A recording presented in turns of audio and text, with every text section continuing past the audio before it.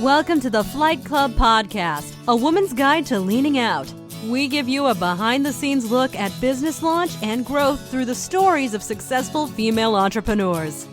Here's your host, Felina Hansen, founder and CEO of Hera Hub.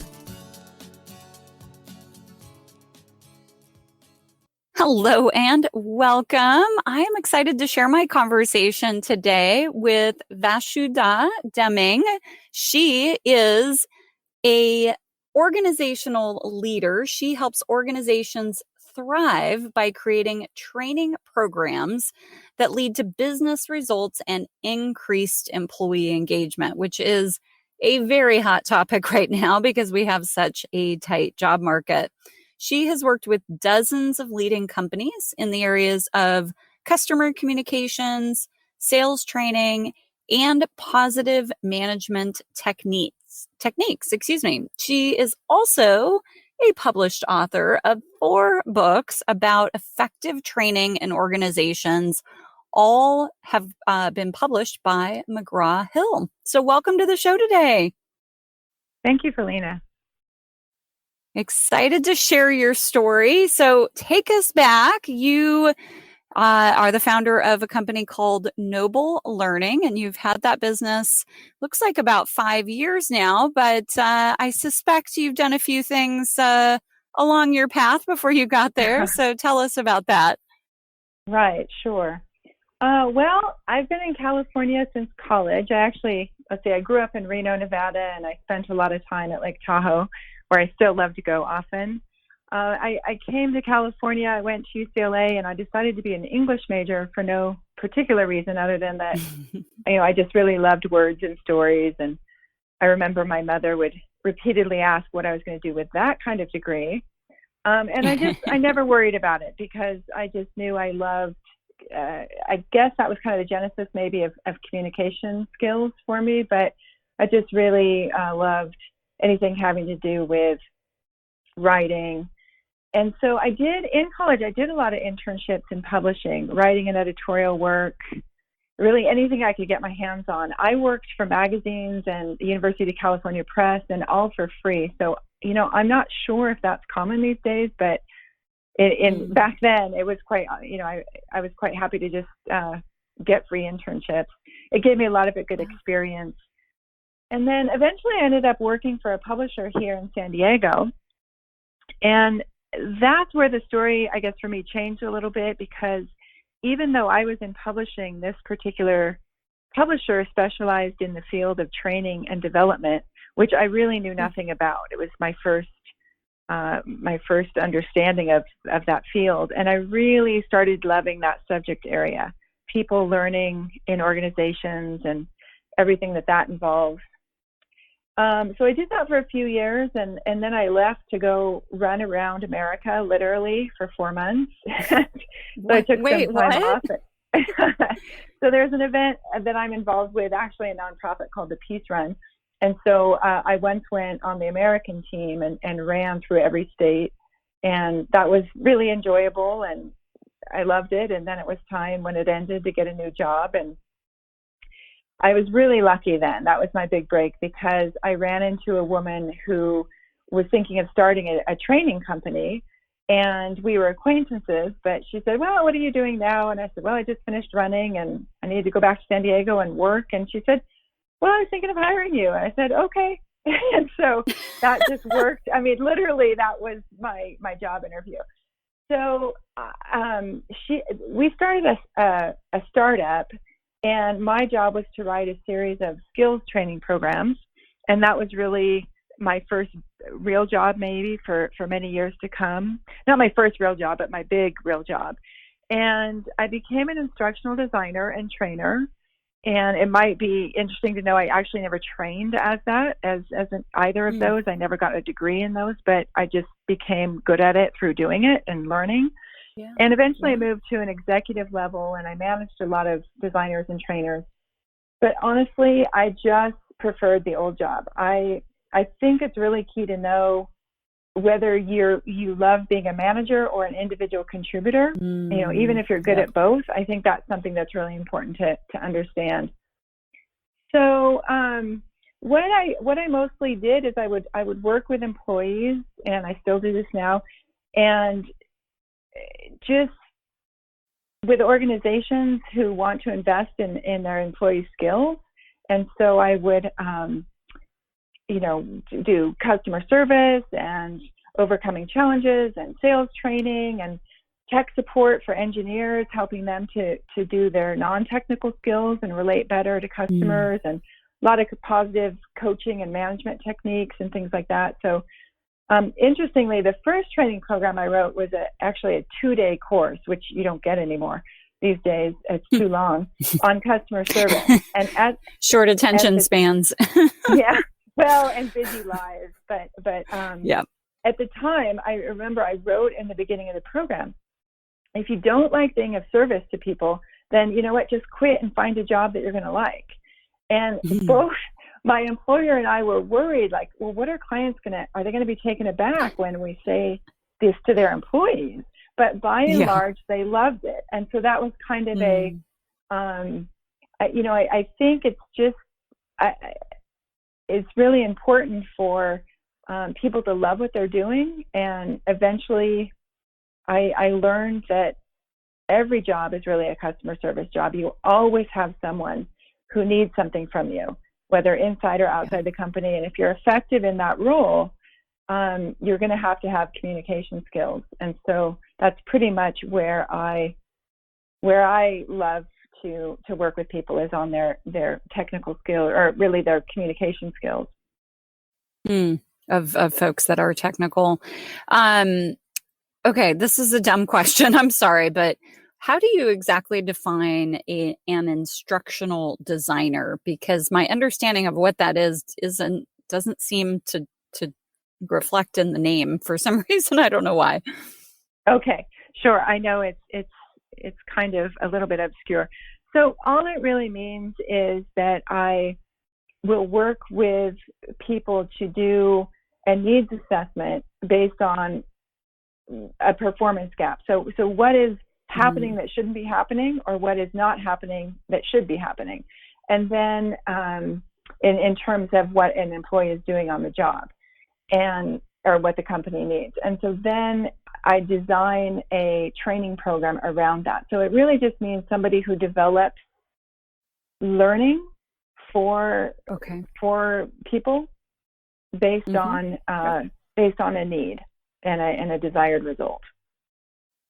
Got it. Okay. Thank sense? you. Sorry. I'm like, yep, no, it does. Definitely. I sort of had a sense of what it was, but I really appreciate you framing that for us. So it looks like, this company you were working for, this woman, is that where you spent your bulk of your time at Impact Learning Systems? Yes. Okay. So that you were there a long time. I was the first hire. As I explained to you, my job interview went really quickly. so we worked together. You're in. We worked together for a long time, and that was Peggy Carlisle that hired me. She's one of 2 or 3 very good mentors I've had in my career. I'm really fortunate in that way to have worked with people who taught me a lot and challenged me to just constantly get better, and also really encouraged me. So I stayed there for a long time. I learned a lot. I hope I achieved a lot. I think we did really good work for clients. And then eventually that company sold, and I went to another company. And then I guess where I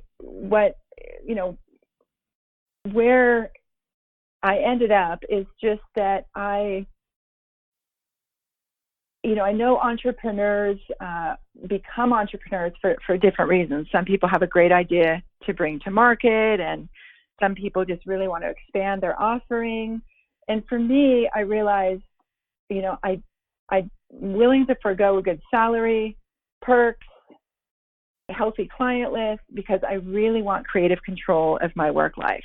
And so I know that I love working with organizations who want to invest in their employees' skills and knowledge and growth and well-being. And so I also knew I was good at designing and developing courses. And so I said, that's what I want to do. I'm just going to do it on my own. Whoever whoever wants it, whoever comes, that's what I'm doing. I love it. I love it. So let's talk about some of the clients that you work with at Noble Learning, some of those companies that you've been able to help. Sure. So historically, I've worked with a lot of call centers. So people doing either service or tech support or sales on the phone with customers. And obviously that's changed a lot too now to a lot of chat. People are often doing service via chat. And so that's been, I've worked with that a lot in my career, a lot of call center. And that's not just a third party, the call center, but really the customer service organization within a company. And so I think that's where people are really willing to invest in employees' communication skills, because that's so important in keeping customers. And one of the things that I just think is so important is people love doing a good job. They want to learn. They want to challenge themselves. They want to transcend what they've done. And they just need their employers to support and empower them. And so it's, customer service is one really key area for that, because it matters to the company how people are communicating with their customers and clients. And so for that reason, they really need to make sure they've got skilled customer service reps.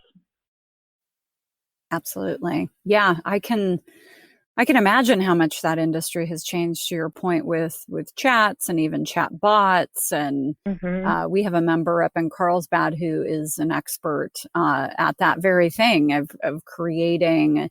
She works with a company called Drift. And so they create all these playbooks, like trying to anticipate, or, from documentation from years of calls, every question that's ever been asked and answered, and building these playbooks around them.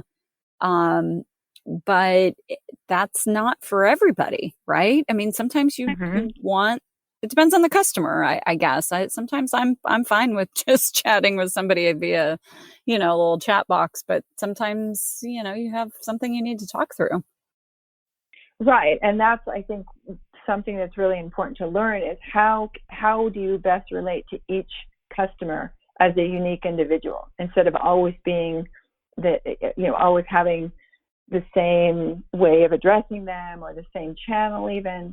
So if you kind of take your lead from customers, how do they want to relate to you? And I also have done, a lot of sales training, which I know there's a lot of fear and misconception when it comes to sales for some people, but I absolutely love it. It's just service. All you're doing in sales is serving a need, and it's really fun. I love it. Yeah, it's oftentimes asking the right questions, right? And listening. Absolutely. Listening, absolutely, yes. Yes. Listening to what your customer has to say. I want to talk about your books. Tell us, so you have published 4 books. What are the topics and all that good stuff? Well, let's see. So I was approached, I don't even want to think of when we did the first book, but it was a long time ago. So I was approached by McGraw-Hill to develop a book on training games. They had a series called The Big Book of such and such. And so they asked if I wanted to write the book of customer service training games. And so at the time, Peggy Carla and I, she's my co-author, we wrote it together, and we were really adamant that games, we were scared of the concept of games because we're both so into learning, and it has to be effective. And so we just were adamant that fun is not enough. You really have to learn something. And so that's a combination that I've always tried to put really into the training that I create for clients, is that combination of having something innovative and engaging, but at the same time, people have to leave having learned something. And so that was a very popular book. It's still out there. It's I think some of it's a little old school in terms of talking about overhead projectors and things, but it's still pretty solid in terms of the content. And so then we wrote the Big Book of Sales Training Games along the same lines.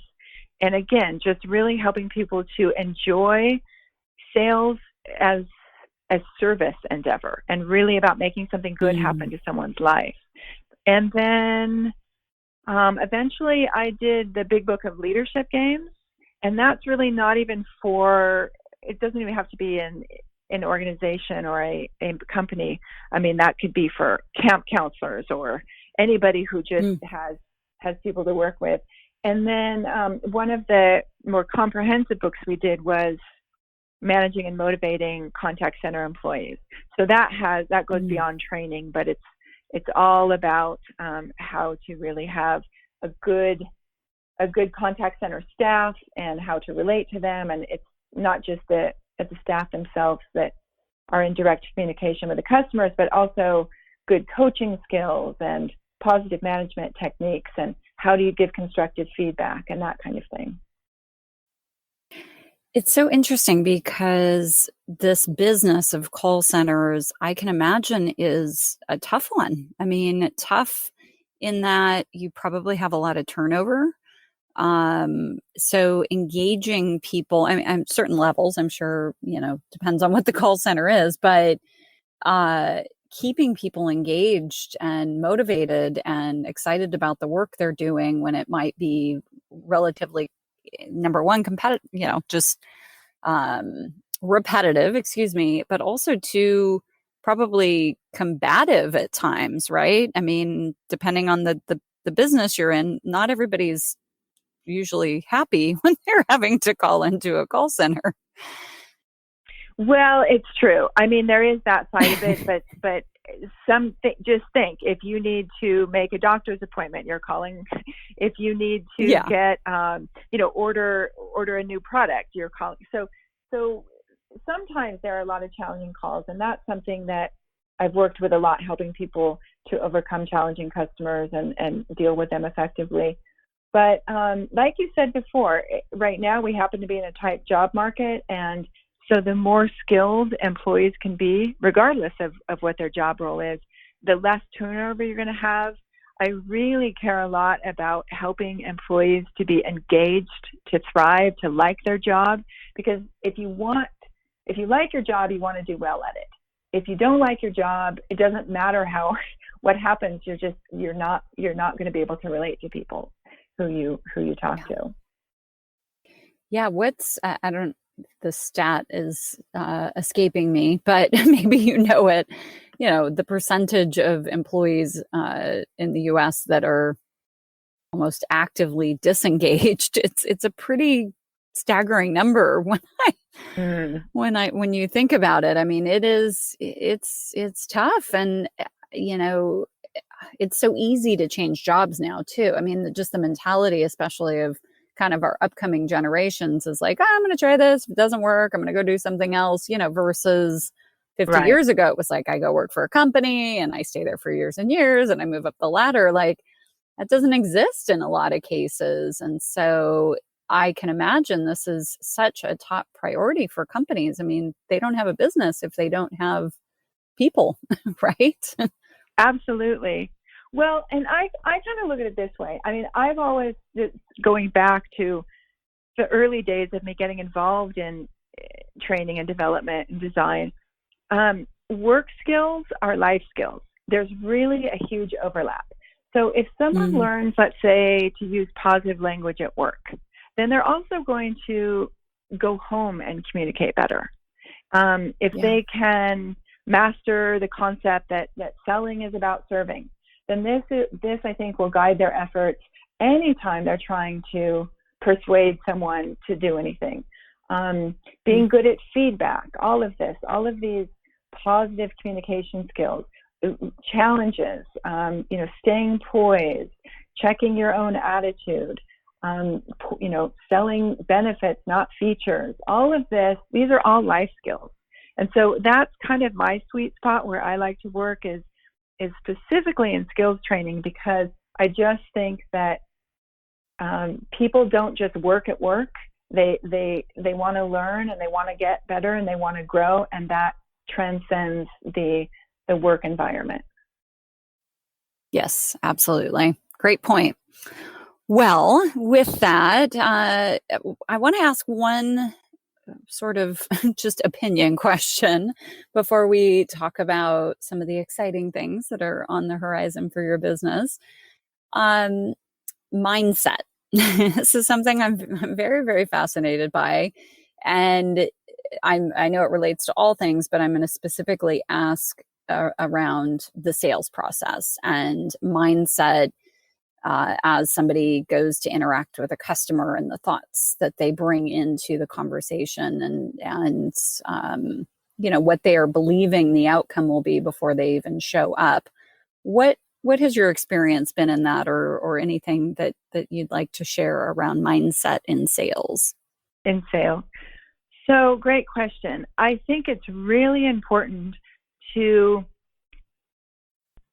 expect a good result, to maybe even visualize a good result.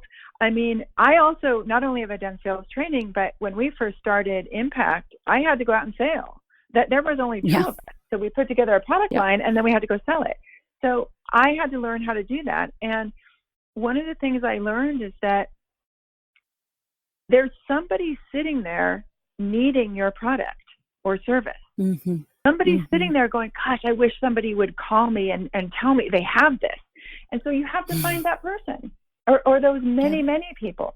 And if you don't, if that's not who you reach on this call or at this, on this effort, then they're the next one and the next one.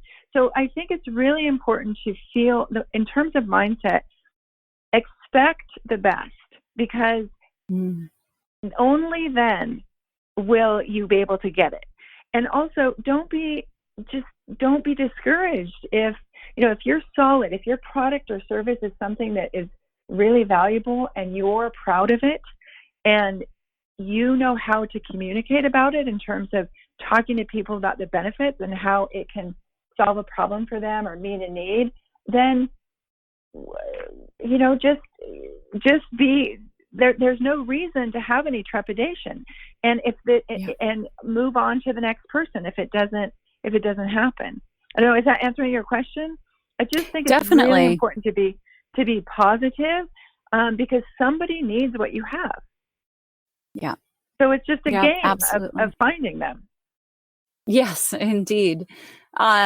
Just even speaking in our business, I have noticed that in myself over, the last 16 years now of being an entrepreneur and selling something. We're always selling something, right?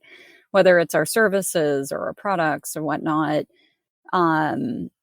I do try to do that, thinking about, this is going to be a great outcome, going into it. But I certainly, there have been times, I will be honest, where I do come to the conversation. Unfortunately, I've done my homework on the person and I'm thinking, well, they're going to say this or they're going to say that, or they're going to say they can't afford it, or which is terrible. I mean, that's out of the gate. I've got this mindset that they're going to say no. And I sometimes struggle with that. I'll be honest.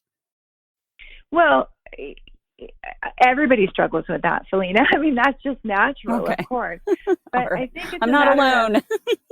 No, of course you're not alone. I think it's important to be okay with them saying no, because somebody else is ready to say yes. And maybe it's a no today from that person. But if you're able to convey the value of what you have, and you're able to keep the relationship strong, or at least there, then maybe that no is different a month from now or a year from now. Or maybe they have a friend or a colleague or someone else who might need your product. So I think it's just important to be positive no matter what the outcome is. And you're absolutely not alone. But so what if somebody says no? That's okay. You say no sometimes. Doesn't mean you're a bad person. Doesn't mean you want the salesperson to feel bad. So we can all look at our own behavior when we're buying and use that to inform how we're selling. Yeah, great point. Love it. All right. So what is on the horizon for Noble Learning? Well, I'm just always happy to be working in skills training with organizations across industries. So I know we talked a lot about call centers, and historically that's been a big chunk of my own work, but certainly not all of it. So I just want to keep working with people who want to invest in their employee skills. And also, to some extent, I'm kind of moving beyond, let's say expanding, really. Expanding instructional design and training for companies, and hoping to start offering it to really anyone who wants it. Back to this concept of work skills or life skills. And a lot of people are self-motivated to learn things, creativity, communication, stress relief, anything. So I'm just hoping to keep working with people that need what I have, and people that I love working with. Fantastic. I love it. Any books on the horizon? Not that I know of. Okay. Yeah, it's funny. I'm actually meeting with my editor next week, but that's a social call. So no, I don't think a book will come out of it. But maybe we'll see eventually. All right. But for right now, I'm not writing anything. Not focused on that. All right. Vasudha, if our listeners want to get in touch with you, what is the best way for them to do that?